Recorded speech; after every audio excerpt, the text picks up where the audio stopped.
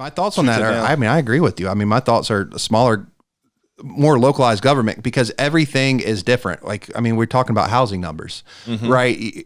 Like, I just saw CoreLogic is now projecting for 2023, it'll be 3% increasing housing values. That's correct. That, to me, that seems extremely low. But when you're looking at the Carolinas, that's projected like 8.6% right now. That's the reason why. Because you have, everyone is different. Every place is different and needs to be managed and treated differently. Right. Because everyone has their own things that need to be addressed. So if you have localized governments, everything's stronger, being decentralized too. Like, centralization of power is kind of going away because we have a voice here. You look at all the YouTube channels, you look at you know, the Joe Rogans of the world, you look at Breaking Points, like places like that have the biggest viewership, millions of views per episode per month. CNN doesn't get that. Fox News isn't getting that. Yeah. You know, MSNBC. So that's why I say that the pendulum's swinging, and it's going towards more independent sourcing, which makes it more important forever that people vet their sources, because you don't want to fall into the QAnon trap, right? Right.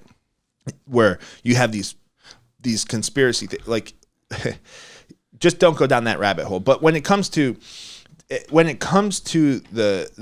your thoughts and beliefs and where I think we're heading into more decentralization worldwide, because and what you're going to start seeing to fight back against that, because the people in power don't want to give up the power, but the power needs to be amongst the people, plain and simple, amongst all of people, right? And how's that look? That looks like, hey, amongst the community, because you're going to be a part of a community. But it doesn't mean if you disagree with this community that you should fight that community. No, just I understand everyone has different beliefs, wants, needs, desires, things of that nature. So what's our next topic? Right. So the next topic, going into lenders, because a lot of fourth quarter earnings have been announced. They all lost money.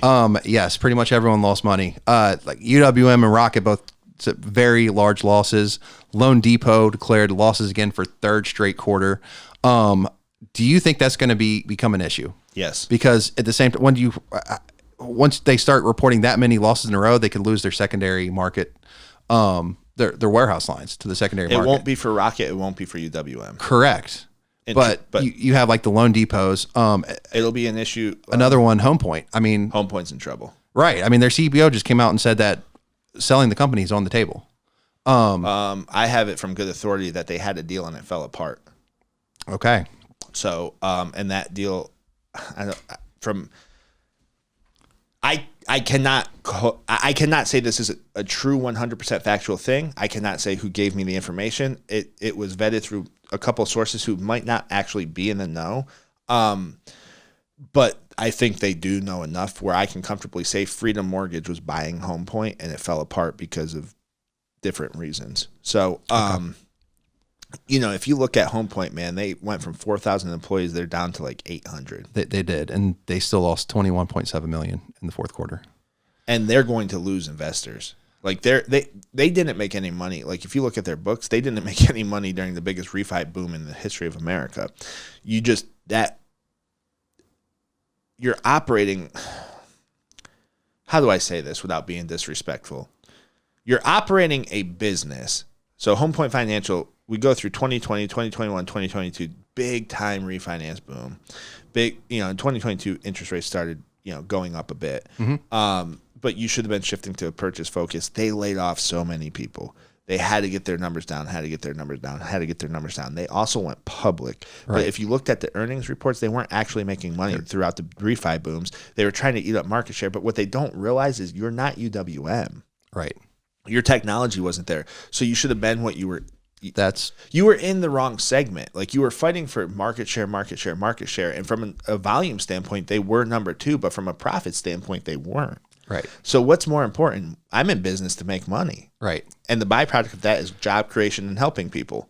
Right. Helping people get into their homes. But we could not operate this if it wasn't profitable. Right. So at the end of the day, it's like, what are you in business for? Right.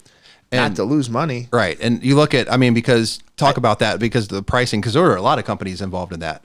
But I mean, a lot of it was UWM, who had the best technology, and Rocket, who had retail. The second best technology too. And retail to float them, because their retail weren't gouging rates like that. Their wholesale was. Yeah.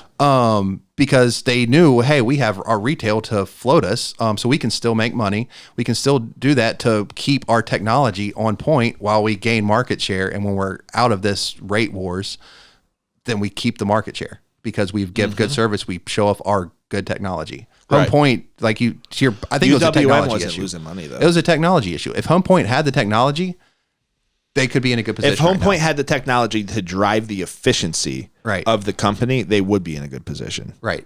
Plain and simple. They would be in a good position. However, Home Point did not have the technology to drive the efficiency, so they have to have a bloated staff. And when you have a bloated staff, what do? You end up laying people off, which Sell I think all your servicing rights. Which I think is almost criminal. Yeah.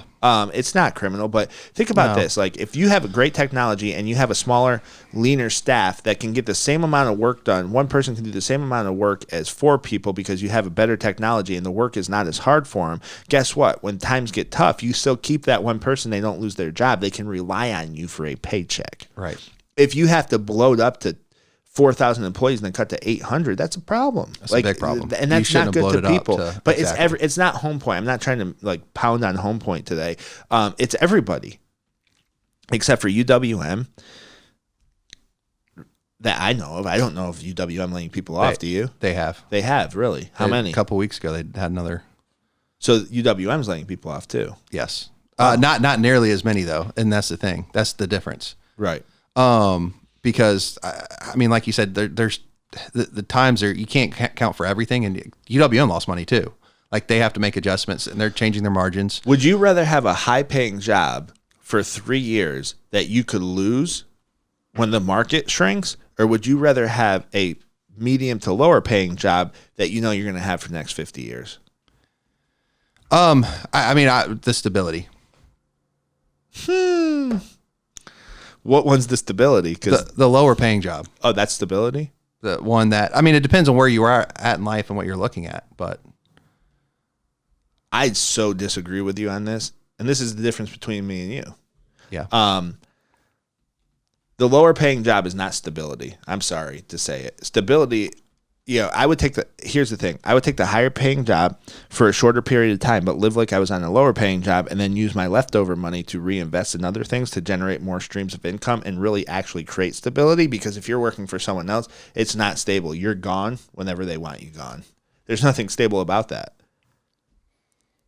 There's not, but I mean, there's a difference in mindset. It is. Like, listen, Donovan, you know what I want? I want sharks. I want cheetahs.